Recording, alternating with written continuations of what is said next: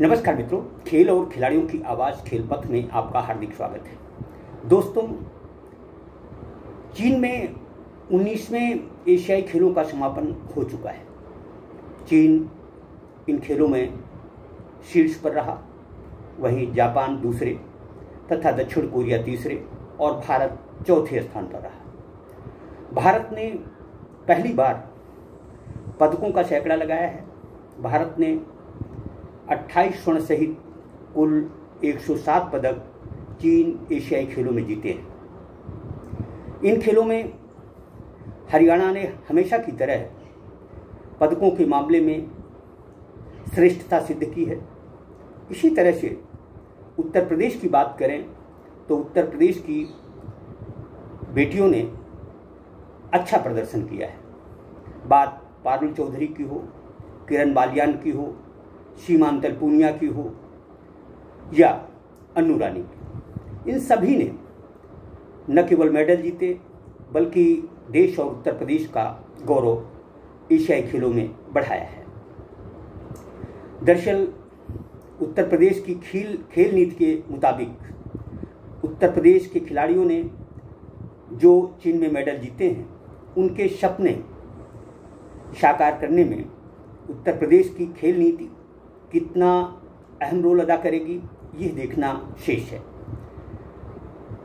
इन खेलों में उत्तर प्रदेश के मेरठ जिले के इकलौता गांव की पारुल चौधरी ने 5000 मीटर में स्वर्ण तो 3000 स्टीपल चेस में रजत पदक जीता है। अब इस बेटी का सपना डीएसपी बनना है।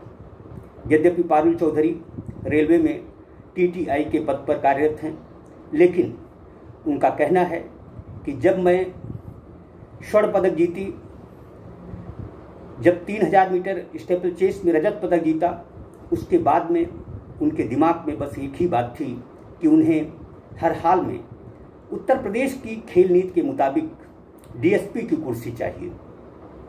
अब देखना ये है कि उत्तर प्रदेश सरकार अपनी खेल नीति के मुताबिक पारुल चौधरी को डीएसपी की कुर्सी प्रदान करती है या नहीं करती है। पारुल के पिता कृष्णपाल चौधरी का कहना है कि उनकी बेटी के जिद ने उसे न केवल खिलाड़ी बनाया बल्कि उसके प्रदर्शन से देश और प्रदेश गौरवान्वित हुआ है। अब मैं और मेरी बेटी का सपना ओलंपिक खेलना है तथा ओलंपिक में पदक जीतना है। पारुल चौधरी की जहाँ तक बात है, इसने अंतर्राष्ट्रीय स्तर पर कई मेडल जीते हैं। थाईलैंड में एशियन चैंपियनशिप में भी पारुल चौधरी ने स्वर्णिम सफलता हासिल की थी।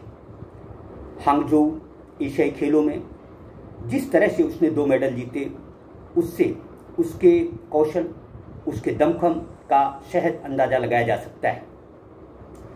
योगी आदित्यनाथ जी ने खेलों के उत्थान के लिए, खिलाड़ियों के प्रोत्साहन के लिए कई नीतियां बनाई हैं, लेकिन दुख और अफसोस की बात है कि खेल निदेशालय के आला अधिकारी उन नीतियों को अमल में लाने में न केवल हीला हवाली करते हैं बल्कि खिलाड़ियों का मनोबल भी तोड़ते हैं। देखा जाए तो उत्तर प्रदेश के जिन खिलाड़ियों ने एशियाई खेलों में मेडल जीते हैं, उन्हें न केवल आर्थिक मदद मिलनी चाहिए बल्कि खेल नीति के मुताबिक उन्हें शासकीय पदों से भी नवाजा जाना चाहिए।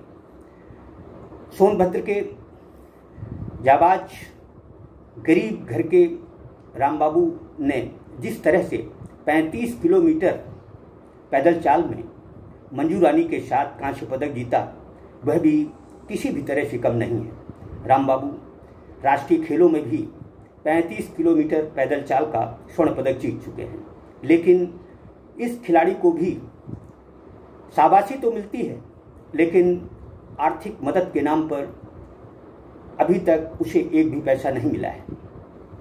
जिस तरह से पारुल चौधरी का सपना डीएसपी बनना है, उसी तरह से रामबाबू को भी आर्थिक मदद की दरकार है। जिस तरह से गुर्बत के दौर में भी उसने अपने प्रदर्शन में निखार लाने के लिए न केवल मनरेगा के तहत नौकरी की, बल्कि दूर रहकर भी उसका उद्देश्य, उसका लक्ष्य सिर्फ और सिर्फ देश के लिए गौरव बढ़ाना था। अब सवाल ये उठता है कि क्या उत्तर प्रदेश की खेल नीति के मुताबिक एशियाई खेलों में जिन खिलाड़ियों ने उत्तर प्रदेश के लिए पदक जीते हैं, देश के लिए पदक जीते हैं, उन्हें क्या नौकरी मिलेगी, क्या उन्हें आर्थिक प्रोत्साहन मिलेगा, यह सब कुछ समय बताएगा।